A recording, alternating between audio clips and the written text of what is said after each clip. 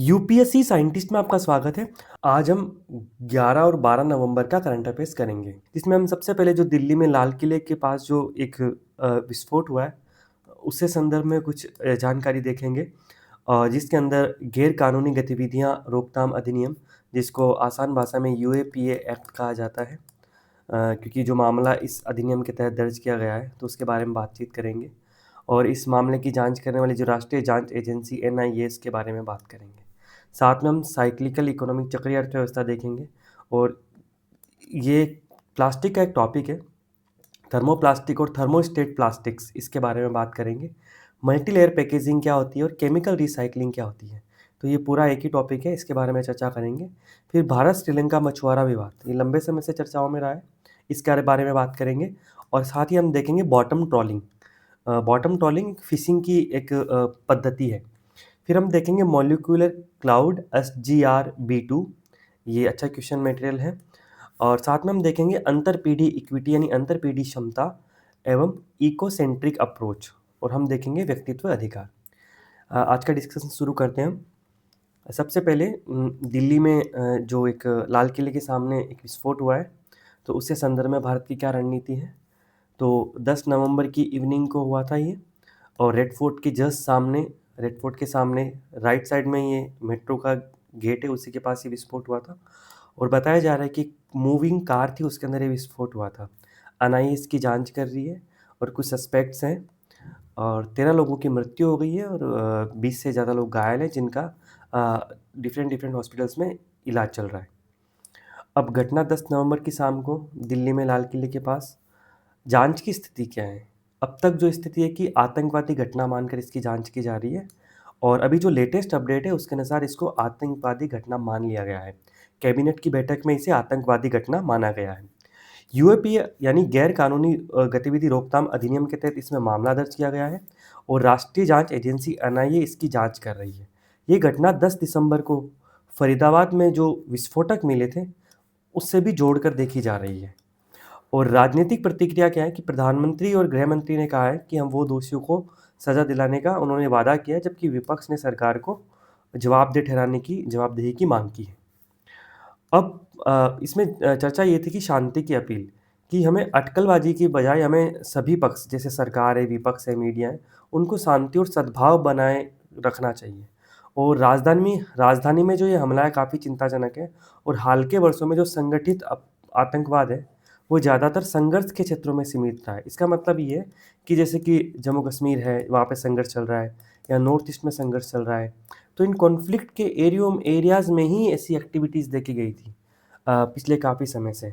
और ये पहला ऐसा बड़ा हमला है जो संघर्ष क्षेत्रों से बाहर है। और दूसरा, ये अटकलबाजी पे यहाँ पे इसलिए सद्भाव की बात इसलिए हो रही है, आपने देखा होगा कि अभी ऑपरेशन सिंदूर से पहले जो पहलगाम में आतंकवादी हमला हुआ था, उसके अंदर धर्म पूछकर लोगों को मारा गया था। तो ऐसी सिचुएशन में क्या होता है कि जो स्टेट और नॉन स्टेट एक्टर्स होते हैं जो कि भारत में अस्थिरता फैलाना चाहते हैं, तो वो इस प्रकार के हमलों का प्रयोग जो सांप्रदायिक सद्भाव को बिगाड़ने के लिए कर सकते हैं। तो इसलिए हमें सोच समझ के इससे संबंधित न्यूज़ को फॉरवर्ड वगैरह करना चाहिए। फिर आतंकवाद विरोधी रणनीति पर बहस, कि भारत आतंकवाद का मुकाबला करना हमेशा बहस का मुद्दा रहा है, क्योंकि भारत में टेररिज्म हमेशा से एक बड़ा इश्यू रहा है। तो इसको कैसे टैकल किया जाए, ये हमेशा एक बहस का मुद्दा रहा है। और जो वर्तमान सरकार है, 2014 से देखा जाए, मोदी गवर्नमेंट के बाद, तो ये जो संघर्ष क्षेत्र से बाहर ये पहला बड़ा हमला है। वैसे उरी में हुआ था, पहलगाम में हुआ था, तो वो सारी घटनाएं संघर्ष के क्षेत्रों में थी।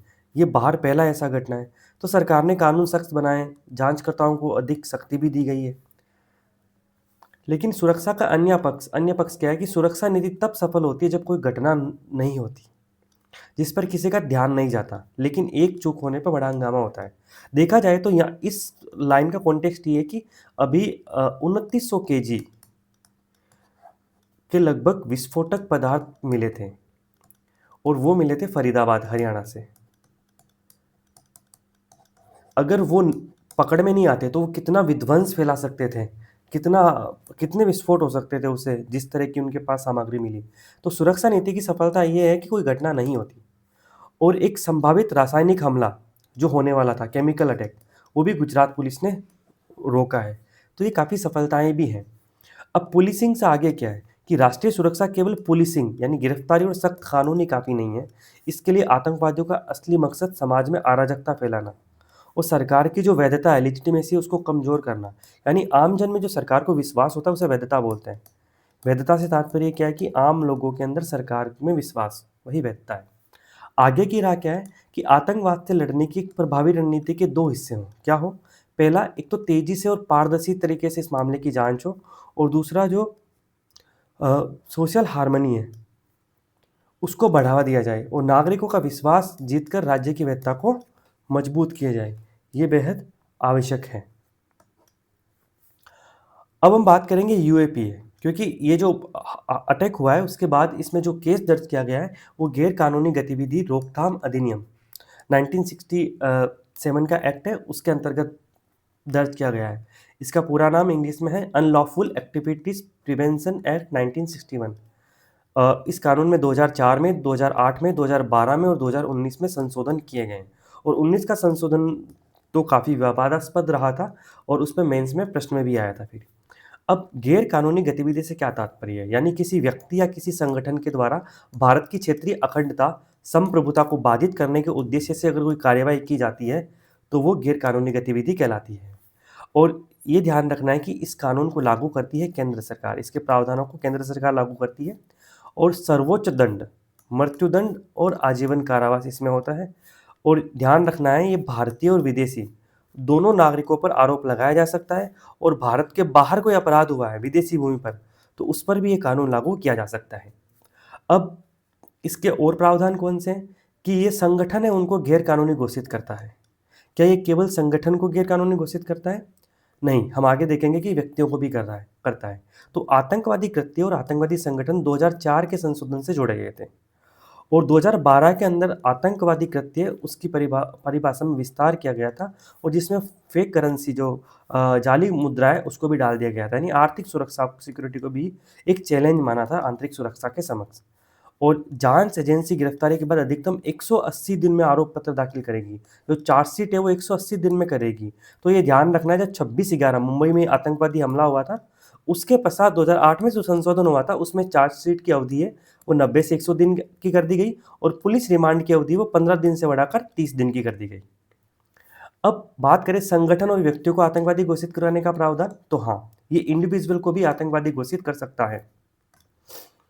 इंडिविजुअल व्यक्ति को आतंकवादी घोषित करने का प्रावधान 2019 के संशोधन के बाद जोड़ा गया है। एक बड़ी इंटरेस्टिंग बात है कि भारत सरकार बार-बार जो यूनाइटेड नेशन सिक्योरिटी काउंसिल है, उसके अंदर मसूद अज़हर को बार-बार अंतर्राष्ट्रीय आतंकवादी घोषित करने के लिए अपना प्रस्ताव लाती थी और चीन उस पे वीटो करता था। तो चीन का एक एस्पेक्ट ये भी होता था, चीन स्पष्ट तौर पे ये बोलता था कि भारत के खुद के अंदर, मतलब इंडिया कंट्री है उसके अंदर कोई कानून नहीं है जो व्यक्तियों को आतंकवादी घोषित करे।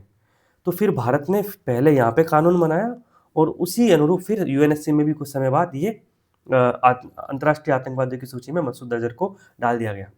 और ये एनआईए जो राष्ट्रीय जांच एजेंसी है वो पूरे भारत में यूएपी है, यानी अनलॉफुल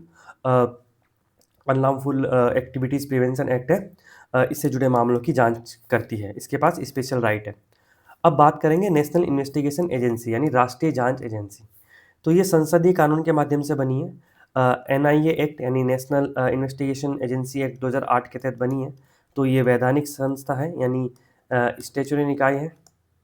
और 2008 के जो मुंबई अटैक है 26/11, उन आतंकवादी हमलों के तुरंत बाद दिसंबर 2008 में यूएपीए में संशोधन के साथ ही ये अधिनियम पारित किया गया था। 2008 में हमने देखा था यूएपीए में भी संशोधन होता है और एनआईए एक्ट भी पारित होता है। ऑब्जेक्टिव क्या था कि भारत की संप्रभुता, सुरक्षा, अखंडता को प्रभावित करने वाले जो गंभीर अपराध है उनकी जांच करना और उसके लिए केंद्रीय जांच एजेंसी बनाना।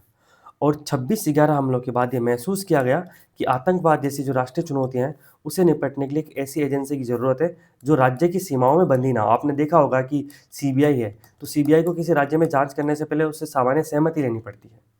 तो ऐसी कोई अड़चन ना हो और ऐसे जो आतंकवाद जैसे नेशनल चैलेंजेज हैं सिक्योरिटी के समक्ष, उन पे त्वरित और बिना किसी रोक-टोक के कार्यवाही हो, इसी उद्देश्य से एक फेडरल एजेंसी का गठन किया गया। अब ये गृह मंत्रालय के अधीन स्थापना की गई इसकी, और इसका क्षेत्राधिकार पूरे भारत में है। राज्य सरकारों की अनुमति की आवश्यकता नहीं होती है, और ये कुछ शेड्यूल ऑफेंसेस हैं, मतलब एक लिस्ट ऑफ ऑफेंसेस हैं, केवल उन्हीं अपराधों की जांच करती है। जैसे यूएपीए के मामलों की करती है, आतंकवाद से जुड़े मामलों की करती है, एटॉमिक एनर्जी एक्ट से जुड़े मामलों की जांच करती है, विस्फोटक पदार्थ अधिनियम एक्सप्लोसिव सब्सटेंस एक्ट के अधीन अपराध है, या एंटी हाइजिंग एक्ट है जो विमान अपहरण है उनसे, और भारत की संप्रभुता और सुरक्षा को चुनौती देने वाले जो अन्य अपराध है उनको। तो ये प्रीलिम्स में क्वेश्चन भी बन सकता है इसका, कि एनआईए एक्ट में शेड्यूल ऑफेंसेस कौन कौन से हैं। अब बात करें विशेष न्यायालय की, तो मामलों की जो फास्ट सुनवाई के लिए सेंट्रल गवर्नमेंट के पास पावर है कि वो स्पेशल कोर्ट्स भी बना सकता है। अब इसको जांच कौन सौंपता है, तो या तो केंद्र सरकार सीधे निर्देश देती है, भले ही राज्य पुलिस किसी मामले में पहले से जांच कर रही हो, एनआईए उसमें जाके वहाँ जांच कर सकती है। अभी जैसे दिल्ली में ब्लास्ट हुआ था, तो होते ही अमित शाह जी ने सीधा एनआईए को निर्देश दिया था कि वो इसकी जांच करे। वहीं कभी कभी राज्य सरकारें केंद्र सरकार से मांग करती है कि आप एनआईए से जांच करवाइए। 2019 में क्या क्या संशोधन हुए? पहला, एनआईए को विदेशी धरती पर जांच का अधिकार दिया गया, यानी भारत के बाहर किसी भारतीय नागरिक के खिलाफ या भारत के हितों को प्रभावित करने वाले किसी भी सूचीबद्ध अपराध की जांच करने का अधिकार, और ऐसे मामलों में सुनवाई के लिए दिल्ली में एक स्पेशल कोर्ट भी बनाने का प्रावधान था। और अपराध की सूची था उसका विस्तार किया गया, जैसे मानव तस्करी है, जाली मुद्रा है, प्रतिबंधित हथियारों का निर्माण और बिक्री है, साइबर आतंकवाद है, इन सबको भी शेड्यूल अपराधों की सूची में डाला गया। और साथ ही राज्य सरकार है उनको भी पावर दी गई कि वो विशेष न्यायालयों का गठन कर सकते हैं। राज्य सरकार भी जो यूएपी अधिनियम है या एनआईए एक्ट है, इसके तहत मामलों की सुनवाई के लिए जो सत्र न्यायालय है उनको स्पेशल कोर्ट के रूप में नामित करने की पावर्स हैं। अगला टॉपिक है हमारा, all plastic are not same. ये इन्वायरमेंट में पॉल्यूशन में कवर होगा, इकोनॉमी के अंदर साइक्लिकल इकोनॉमी में कवर होगा। तो मुद्दा क्या है कि हम केवल कुछ प्रकार के प्लास्टिक को ही रिसाइकिल कर सकते हैं, सारा प्लास्टिक रिसाइकिल क्यों नहीं होता? तो देखा जाए तो प्लास्टिक एक बहुत ब्रॉड ही व्यापक शब्द है। वास्तव में अलग अलग प्रकार के प्लास्टिक होते हैं जिनकी रासायनिक संरचना, जो पॉलीमर स्ट्रक्चर है और उनमें मिलाए गए जो रसायन है वो अलग अलग होते हैं। ये अंतर तय करता है कि रिसाइकिल किया जा सकता है या नहीं किया जा सकता। तो दो तरह के प्लास्टिक होते हैं, एक होते हैं थर्मोप्लास्टिक्स, ये रिसाइकिल हो सकते हैं। दूसरे होते हैं थर्मोसेट्स, ये रिसाइकिल नहीं हो सकते। चक्रीय अर्थव्यवस्था क्या है कि एक उत्पादन और उपभोग का ऐसा मॉडल है जिसमें अपशिष्ट को समाप्त करने के लिए पुनः उपयोग, मरम्मत, पुनर्चक्रण के माध्यम से उत्पादों और सामग्रियों को यथासंभव लंबे समय तक उपयोग में रखने पर केंद्रित है। जैसे क्या होगा कि आपके घर में जो स्टील है वो जाएगा, रिसाइकिल होकर वापस वापस फैक्ट्रियों में जाएगा, उस स्टील से कोई सामान बनेगा। यानी हम जमीन में से संसाधन नहीं निकाल रहे, हमारे पास जो है उन्हीं को हम बार बार यूज़ करें, तो वो एक साइक्लिकल अर्थव्यवस्था, चक्रीय अर्थव्यवस्था है। और ध्यान रखना है, चक्रीय अर्थव्यवस्था है वो काफ़ी ग्रीनर भी है और वो पर्यावरण मित्रवत भी मानी जाती है। अब बात करें थर्मोप्लास्टिक्स, तो थर्मोप्लास्टिक्स होते हैं उनको रिसाइकिल किया जा सकता है। जिन थर्मोप्लास्टिक कौन से प्लास्टिक होते हैं? ये ऐसे प्लास्टिक होते हैं जो गर्म करने पर नरम हो जाते हैं और ठंडा होने पर सख्त हो जाते हैं। जैसे पीईटी जो पानी की बोतल्स होती है, या एचडीपी जो हाई डेंसिटी पॉलीएथिलीन है, जैसे दूध वाले जो जार होते हैं, जग आते हैं वो। इस गुण गुण के कारण इनको पिघलाकर, छानकर दोबारा नया आकार दिया जा सकता है और इन्हें व्यापक रूप से रिसाइकिल किया जा सकता है। और दूसरा है थर्मोसेट्स, ये रिसाइकिल नहीं हो सकते। ये प्लास्टिक जब पहली बार बनते हैं तो उनमें स्थायी रासायनिक बंध यानी परमानेंट केमिकल बॉन्ड बन जाते हैं, जैसे एपॉक्सी रेजिन है या रबर है कुछ। अब इन्हें गर्म करने पर पिघलते नहीं है, बल्कि या तो चटक जाएंगे या फिर जल जाएंगे, तो इसलिए ये रिसाइकिल नहीं हो सकते। अब बात करें रिसाइक्लिंग के लिए शुद्धता, तो एक बात ध्यान रखनी है, ऐसा नहीं है कि सारे थर्मोप्लास्टिक्स हैं वो रिसाइकिल हो जाएंगे। कोई प्लास्टिक, थर्मोप्लास्टिक रिसाइकिल करना है तो उसका शुद्ध होना बहुत ज़रूरी है, क्योंकि अशुद्धियाँ होती है वो अंतिम रिसाइकिल उत्पाद है उसको कमज़ोर बना देती है, इसलिए फिर उसका रिसाइकिल करते नहीं है। अब बात करें मल्टी लेयर पैकेजिंग, तो आप कभी कभी बाहर से खाना मंगवाते हैं तो मल्टी लेयर पैकेजिंग होती है, जैसे खाद्य पदार्थों को ताज़ा रखने के लिए इस्तेमाल में होने वाली पैकेजिंग, या जैसे चिप्स पैकेट, इसमें प्लास्टिक भी है, एल्यूमिनियम की फॉइल भी है, अलग अलग सामग्रियों की परतें होती है, तो इन परतों को अलग करना बहुत मुश्किल होता है, इसलिए भी इनको रिसाइकिल नहीं कर पाते। और रिसाइक्लिंग का अर्थशास्त्र क्या कहता है कि प्लास्टिक को इकट्ठा करना, छाँटना, धोना और पिघालना ये काफ़ी खर्चीला है, और साथ ही इससे बना हुआ उत्पाद, उसका अगर बाजार होगा तभी रिसाइकिलिंग होगी ना, अगर बाजार में मांग ही नहीं तो रिसाइकिल करके क्या करोगे? तो ये भी एक रिसाइक्लिंग की इकोनॉमिक्स है, ये भी इसको प्रभावित करती है। अब बात करें केमिकल रिसाइक्लिंग, ये थोड़ा ठीक है, ये मतलब कि प्लास्टिक होता है उसको उसके मूल अणु में तोड़ देता है, तो ये जो जो आसानी से रिसाइकिल नहीं होने वाला है उसको भी रिसाइकिल करने की कोशिश करता है। लेकिन इस तरीके की दिक्कत ये है कि काफ़ी एनर्जी इंटेंसिव है, ये ऊर्जा गहन है, और अभी बड़े पैमाने पर इस्तेमाल नहीं किया जा सकता इसका, और साथ ही तकनीकी हस्तांतरण और लागत से जुड़ी चुनौतियां भी इसमें विद्यमान है। इससे जुड़े कानूनी प्रावधान क्या है कि plastic waste management amendments rules है 2024 के, और ये ministry of environment, forest and climate change द्वारा लाए गए हैं, और इन रूल्स को इन्वायरमेंट प्रोटेक्शन एक्ट 1986 के तहत जारी किया गया है। जो ये एक्ट है ये संसद ने बनाया है, जो ये नियम है वो किसने बनाए हैं, मिनिस्ट्री ने बनाए हैं। यानी नियम किसने बनाए हैं, ये कार्यपालिका ने बनाए हैं, और कार्यपालिका जब कोई भी कानून बनाती है वो संसद की एक्ट से ही शक्ति प्राप्त कर रही होती है, और उस कानून को क्या बोलते हैं, उसको हम बोलते हैं प्रत्यायोजित विधान, या इसको हम अधीनस्थ विधान भी बोलते हैं, अधीनस्थ विधान। इंग्लिश में बोले तो डेलीगेटेड लेजिस्लेशन या सब ऑर्डिनेट लेजिस्लेशन कहा जाता है इसको। और माइक्रोप्लास्टिक्स, बायोडिग्रेडेबल प्लास्टिक, इन सभी से जुड़े इसमें नियम शामिल हैं। Fishing troubles, India must persuade its fishermen to give up bottom trawling. जो भारत और श्रीलंका मछुआरा विवाद है उससे संबंधित इशू है। इन्वायरमेंट में कवर होगा बायोडाइवर्सिटी में, और आईआर में कवर होगा इंडिया श्रीलंका रिलेशंस के अंदर। अब देखो ये जो मैप देख रहे हैं है क्या, ये तमिलनाडु का एरिया है। तो यहाँ पे नीचे है उसे बोलते हैं मन्नार की खाड़ी, और जो ऊपर का रीजन है इसको बोलते हैं पाक जल संधि या पाक स्ट्रेट कहा जाता है इसको। अब दिक्कत क्या है कि यहाँ पे प्रॉब्लम है, श्रीलंका का ये कौन सा प्रांत है, नॉर्दर्न प्रोविंस, उत्तरी प्रांत है, और भारत का तमिलनाडु राज्य है। अब यहाँ से कुछ मछुआरे पास जाते हैं तो यह बीच में बॉर्डर है जिसको बोलते हैं international maritime border line, IMBL। अब कुछ भारतीय मछुआरे क्रॉस कर गए थे तो उनको गिरफ्तार कर लिया गया था।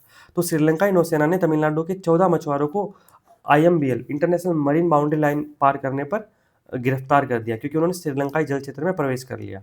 और ये पुरानी समस्या है, जो पाक की खाड़ी है, पाक वे यह विवाद का हिस्सा है जो लंबे समय से समस्या बना हुआ है।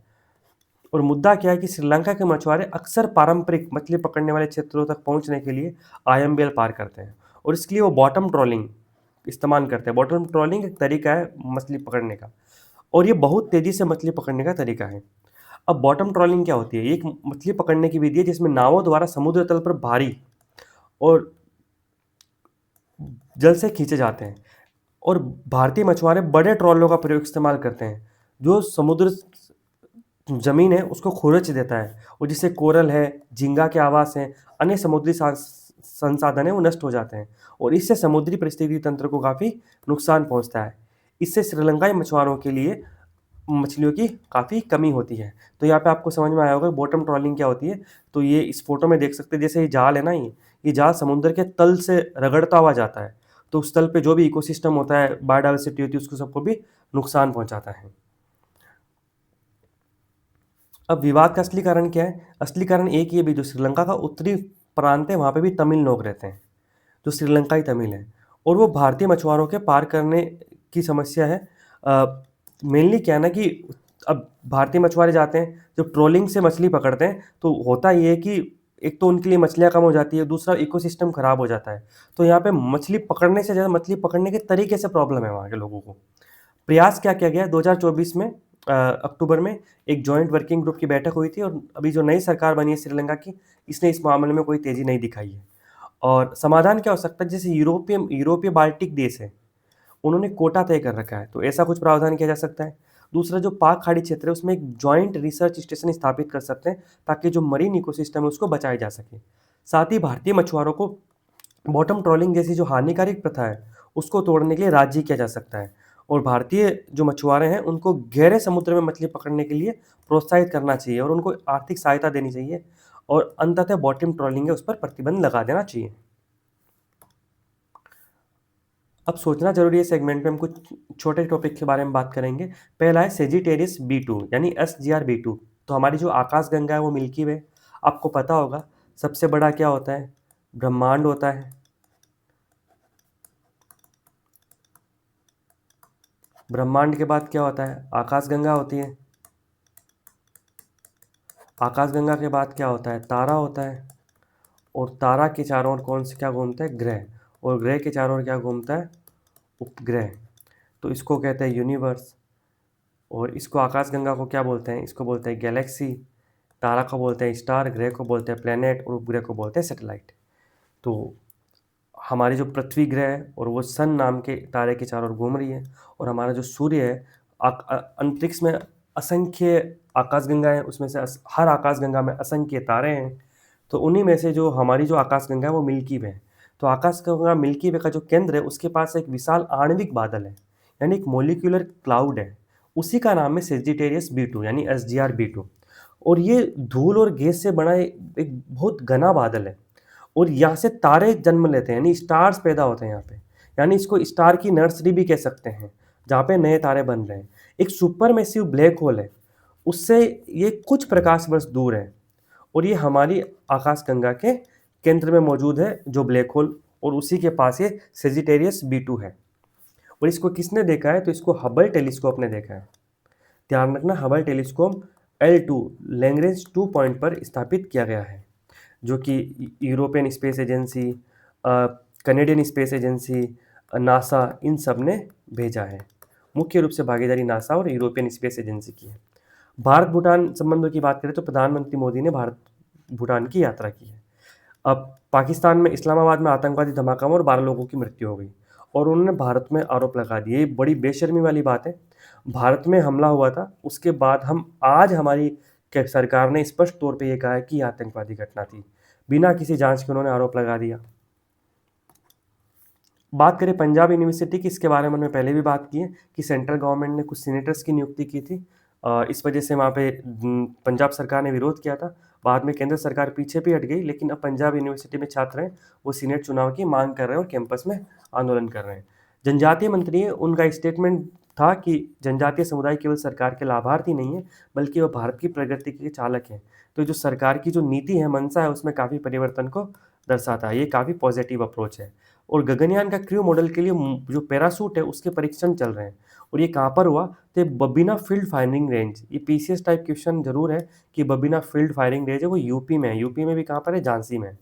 और जो गगनयान क्रू मॉड्यूल है उसके लिए पैराशूट में 4 प्रकार के कुल 10 पैराशूट शामिल होंगे।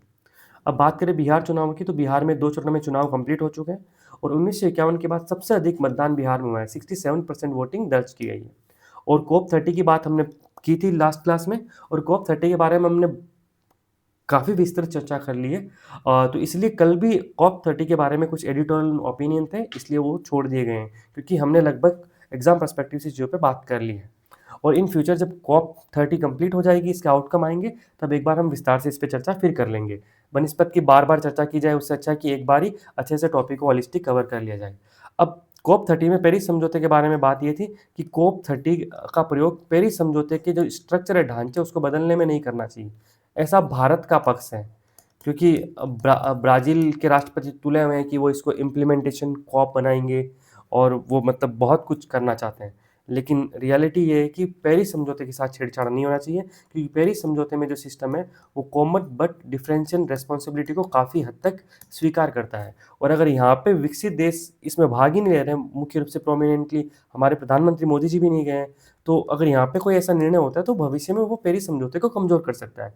और साथ ही आप एक न्यूज़ और थी कि ब्रिक्स है वो COP30 में जलवायु नेतृत्व हासिल कर सकता है। ये काफ़ी अच्छी बात है, क्योंकि इसमें अमेरिका वगैरह भी अभी आए नहीं है, तो ब्रिक्स के पास ये अच्छा अवसर था। और आप सोचिए कि क्या मोदी जी को यहाँ पे जाना चाहिए था? हाँ, लेकिन कई विशेषज्ञों का मानना है कि उनको यहाँ पे जाना चाहिए था, क्योंकि अभी वहाँ पे अगर वो जाते तो एक भारत की अलग छवि उभरती। हम लैटिन अमेरिकी के देश ब्राज़ील में जाते, ब्राज़ील के बेलेम शहर में मीटिंग हो रही है, और वहाँ पे जाते तो वो एक अलग इम्पैक्ट पड़ता ग्लोबल पॉलिटिक्स में, क्योंकि अक्सर रिसेंटली हमारी जो प्राइम मिनिस्टर की विजिट्स हैं वो काफ़ी सेलेक्टिव रही है, वो आसियान की मीटिंग में भी नहीं गए। तो इसीलिए कुछ विशेषज्ञों का मानना है कि भारत को जाना चाहिए था, क्योंकि भारत क्लाइमेट में लीडरशिप कर रहा है। हमने इंटरनेशनल सोलर अलायंस बनाई है, और हमने 2015 में बनाई थी सोलर अलायंस, अब 2025 आ गए, इसको भी 10 साल हो गए। तो हो सकता है प्रधानमंत्री जी वहाँ जाते तो कुछ और नए देश जुड़ते, ISM में कुछ डेवलपमेंट होता, ये सब चीज़ें। अब बात करें विशेष गहन परीक्षण, यानी स्पेशल इंटेंसिव रिवीजन, इसके बारे में हमने बहुत डिटेल में चर्चा करी है। तो अभी यही है कि सुप्रीम कोर्ट के अंदर विपक्षी दल है, उन्होंने एनजीओ है, उनको विपक्षी दल और एनजीओ उन्होंने बोला था कि एसआईआर है उसकी नकारात्मक छवि पेश कर रहे हैं। मतलब मेनली क्या है ना कि आपने देखा होगा कि एसआईआर है कोई पहली बार तो हो नहीं रही है, कई बार हो चुकी है, ठीक है, अभी इस बार 9वीं बार हो रही है। तो इसमें फिर भी ये सुप्रीम कोर्ट ने ये बोला कि जो विपक्षी दल और एनजीओज़ हैं, वो ऐसा माहौल क्रिएट कर रहे हैं कि एसआईआर है वो गलत है, ये गलत नहीं है। और दूसरा एक कॉन्सेप्ट ये भी है कि इसको नागरिकता से जोड़कर देखा जा रहा है, लेकिन ये नागरिकता से इसका कोई लेना-देना नहीं है। ये बात भी ध्यान रखनी है। इसी के साथ आज का डिस्कशन अच्छा सॉरी व्हाइट साहब तो ट्रंप ने व्हाइट हाउस में सीरिया के अल शरा जो सीरिया के अल शरा कौन थे? सीरिया के राष्ट्रपति थे। ये वही विद्रोही ग्रुप ग्रुप के नेता हैं जो अभी हाल ही में बशर अल असद को सत्ता से हटने के बाद राष्ट्रपति बने थे और अमेरिका ने इतने दिन को उनको आतंकवादी मानता था, अब वो व्हाइट हाउस में बुला रहा है। और आप इसकी तुलना चाहो तो अफ़गानिस्तान से कर रख सकते हो। अफ़गानिस्तान में आज भी जो अफ़गानिस्तान के जो विदेश मंत्री भारत भी आए थे, तो उन पर सैंक्शन लगे हुए हैं, उनको यूएन से छूट लेनी पड़ती है कि मैं यहाँ जा रहा हूँ, वहाँ जा रहा हूँ और अल सरा से सारी छूटें हटा ली गई हैं। तो आप देखिए, अफ़गानिस्तान है उसकी इतनी स्ट्रैटेजिक रिलेवेंस नहीं है अमेरिका के लिए, लेकिन सीरिया है वो लोकेशन बहुत इम्पोर्टेंट है किसके लिए? मिडल ईस्ट में इज़राइल को सपोर्ट करने के लिए, ईरान को कंट्रोल करने के लिए। तो अमेरिका खुद चाहता है कि वो सीरिया में कोई अपना बेस वगैरह बनाए, इसलिए वो सीरिया को इतना महत्व दे रहा है। अब H1B वीज़ा ये तो अमेरिका के साथ है और के वीज़ा है वो चाइना लाया है। तो अब ऐसा है कि H1B वीज़ा का विकल्प बन रहा है चाइना का के वीज़ा। अंतरपीढ़ी इक्विटी और इकोसेंट्रिक अप्रोच। तो ये एक सुप्रीम कोर्ट में एक मामले में सुनवाई चल रही थी। उसके अंदर इस अप्रोच की बात हुई थी कि देखो अंतरपीढ़ी जो अप्रोच है उसके अंदर मानव को ऊपर रखा जाता है कि इंसान की ज़रूरतें ऊपर रहती है। लेकिन जो इकोसेंट्रिक अप्रोच होती है उसमें हर नागरिक को सभी जीवित प्राणियों के प्रति करुणा रखने के लिए बाध्य कर किया जाता है। अब बात करें व्यक्तित्व अधिकार की, पर्सनैलिटी राइट की, तो दिल्ली हाई कोर्ट में जया बच्चन ने एक पिटीशन डाली थी, तो दिल्ली हाई कोर्ट ने जया बच्चन के पर्सनैलिटी राइट का समर्थन किया है। और इससे पहले भी दिल्ली हाई कोर्ट ने अमिताभ बच्चन, अभिषेक बच्चन, ऐश्वर्या राय बच्चन इन सब के व्यक्तित्व अधिकारों के लिए ऐसे आदेश पारित किए गए हैं। व्यक्तित्व अधिकार होते क्या हैं? तो ये किसी व्यक्ति की पहचान के जो अनधिकृत व्यावसायिक उपयोग है उसको रोकते हैं। इसमें उनका नाम है, छवि है, आवाज़ है, हस्ताक्षर है या अन्य पहचान योग्य जो विशेषताएँ इसमें शामिल हैं। और ये अधिकार केवल मशहूर शक्तियों के लिए नहीं है, ये बल्कि किसी भी व्यक्ति पर लागू हो सकते हैं, आप और हमें भी मिल सकते हैं। ये केवल जीवित व्यक्ति को प्राप्त होते हैं, ये बात आपको ध्यान रखनी है, मृत्यु पर्यंत ये समाप्त हो जाते हैं पर्सनैलिटी राइट्स। दल-बदल कानून, तेलंगाना में स्पीकर हुआ क्या था कि तेलंगाना में पार्टी है बीआरएस। जो पहले तेलंगाना राष्ट्रवादी समिति थी, अब वो भारत राष्ट्र समिति बन गई है बीआरएस। अब बीआरएस के 10 एमएलएस थे वो कांग्रेस में मिल गए थे, इंडियन नेशनल कांग्रेस आईएनसी मिल गए थे। तो उस पर स्पीकर को निर्णय लेना था, लेकिन स्पीकर ने निर्णय नहीं लिया है। तो तेलंगाना के स्पीकर के खिलाफ अवमानना की कार्यवाही के लिए सुप्रीम कोर्ट में याचिका दायर की है कि सुप्रीम कोर्ट ने कहा था कि 3 महीनों के अंदर अंदर डिसीजन लेना है, तो नहीं किया था। तो यहाँ पे आप होमवर्क में जो एंटी डिफेक्शन लॉ है आप उसको रीड कर सकते हैं, पढ़ सकते हैं। इसी के साथ आज का डिस्कशन कंप्लीट होता है। आप टेलीग्राम से पीडीएफ डाउनलोड कर सकते हैं और यूट्यूब पे वीडियो देख ही रहे हैं। अगर आपको अच्छा लगता है तो साझा कर सकते हैं। कुछ अनअवॉइडेबल सर्कमस्टेंसेस थे, इस वजह से वीडियो रिकॉर्ड नहीं हो पाया था कल, इसलिए 2 दिनों का एक साथ अपलोड किया जा रहा है और भविष्य में हमारी कोशिश रहेगी हम समयबद्ध तरीके से अपलोड करें। Thank you so much.